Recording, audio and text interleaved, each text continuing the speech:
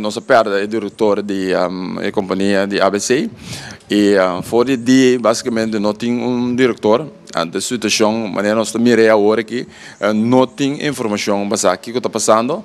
Me tem que ver com a mesa papo com o ministro Balborda, que é ex-ministro Balborda, com a Abisami, com anda trando o IBC, como governo tem certa proporção, com anche número de pessoas interimo, portanto tem e para não buscar diretor. Pero agora que, o ministro Balborda não tem nenhuma informação que está passando. Agora que nós compreendemos de via de de comissários, com não tomando decisão, com tem três firmantes para costar comum e corrente, que men costar que tem que pago, etc.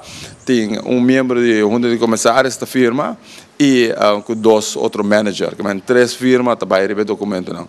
Pero nós, por exemplo, como somos representantes da Tradona, temos contrato coletivo com o bedrijf e através do contrato tem algum ponto que se cumpre com ele. Por exemplo, pago de indexering, pago de periódico, tactur costa, benefício que tem que agradecer, começar a tentar na vigor para o mês de janeiro de 2015. O presidente comissários acercanos, ele pede-nos compreensão e, claro, nós, junto com os membros, nós pedimos Tradona em compreensão também, porque a suceder uma situação que não é na primeira, e a Tradona aduna de uma parte também compreensão necessária para a teoria de diretor interino que pode tomar decisão. Pero nós também temos tempo também, agora que também tem cambio de ministro, nós não sabemos o que está passando.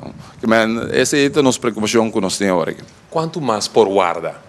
Bom, a situação é uma situação com uma decisão que se cai de caso do governo de nombrar uma pessoa responsável na ABC. Não pode ser assim com uma companhia tão importante assim na ABC, agora que não tem a pessoa com a autoridade. Mas deve ser uma companhia assim, que tem diferentes convênios, diferentes contratos, diferentes coisas que ocorrem.